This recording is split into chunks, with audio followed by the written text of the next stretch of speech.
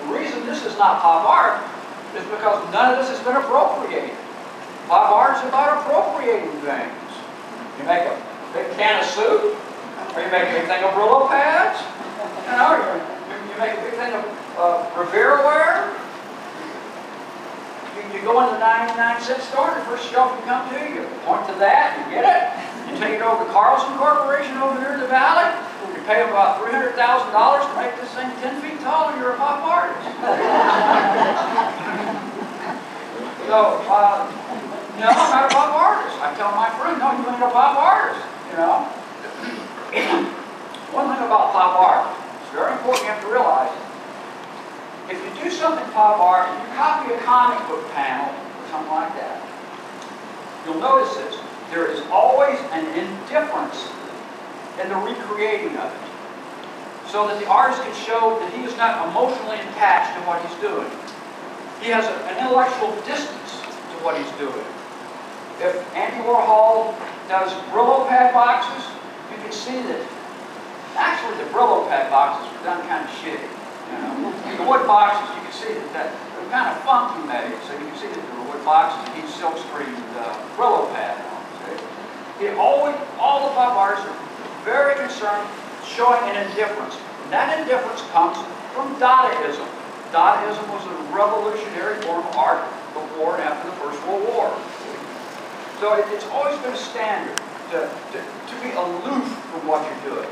Not to be emotionally warm. This thing, I fretted over, I cried and fretted and threw paintbrushes and bits. You know, I'm married to these damn things. You know? So, but if it was pop art, I would just copy something. Be indifferent about it. Be intellectual. Be sophisticated.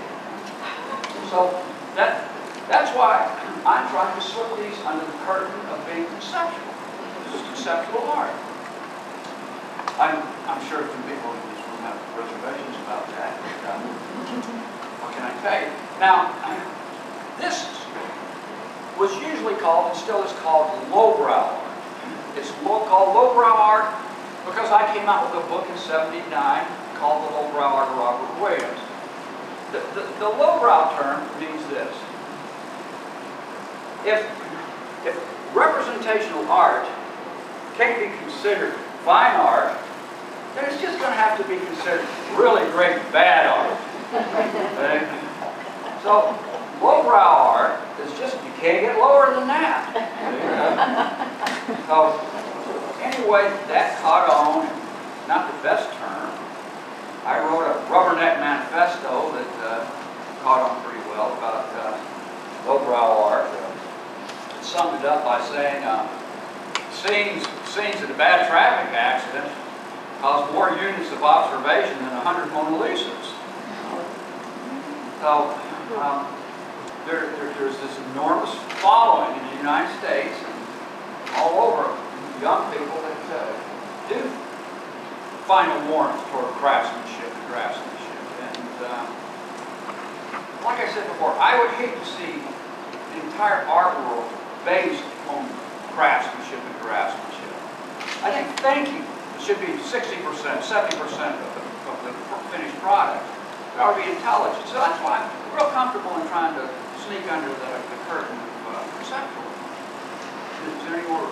Yes. And you're making people chuckle. And I want to know if you could talk about the role of humor in the way you approach your work. You're very generous with me. Very generous with me. Humor is a good question in this thing.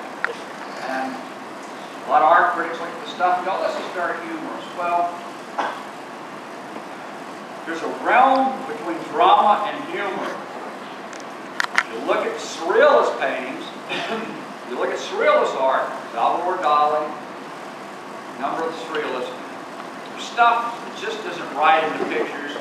And you can justify it by saying, well, this is funny. But it's not. It's just not a defined form of expression there. So you just say it's humor. Look at this character, he's all deformed, and that's got to be humorous. Well, no, that's some psychological thing that's designed to express the artist's beliefs. Being a comic book artist, I'm forever trapped with this humor thing. That's a real problem.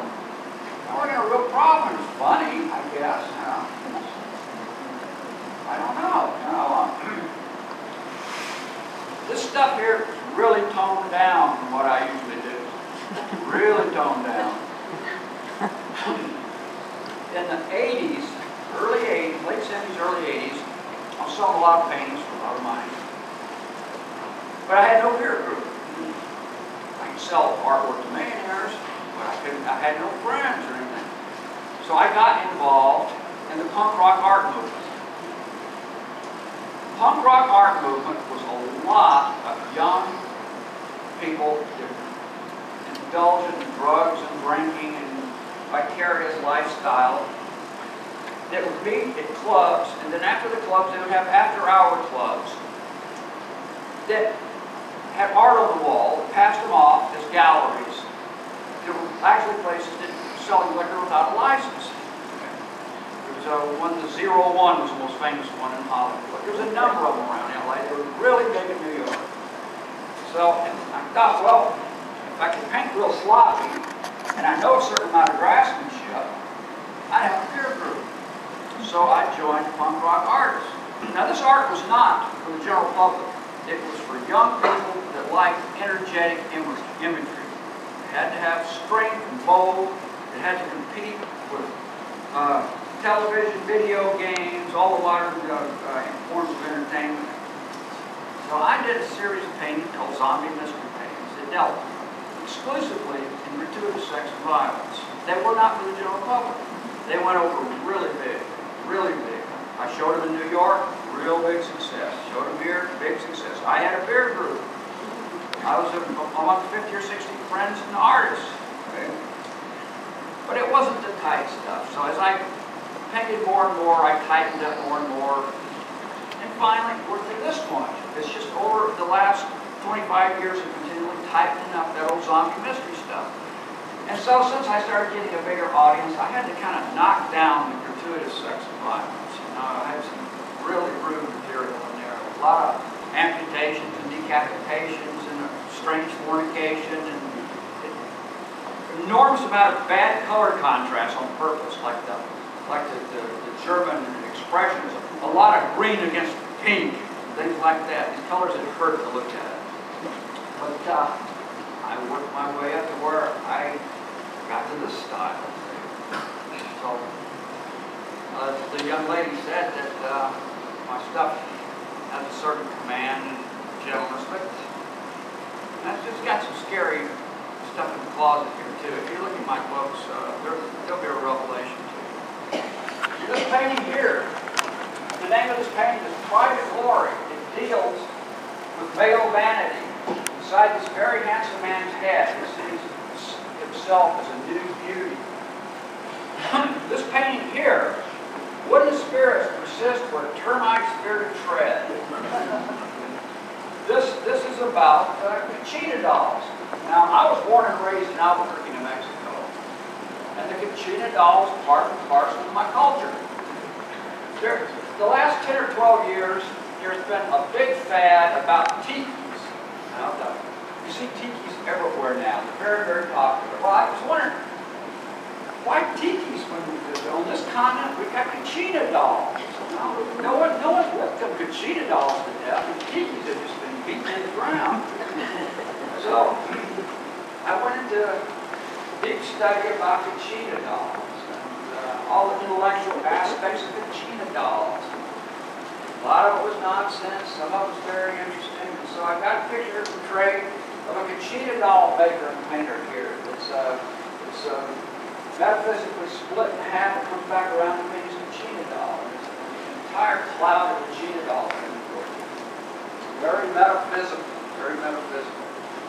Speaking of metaphysical, there's one.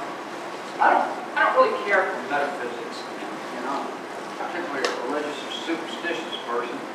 I like good abstract thought, surrealism, and play of imagination, but I don't depend on hokum, you know.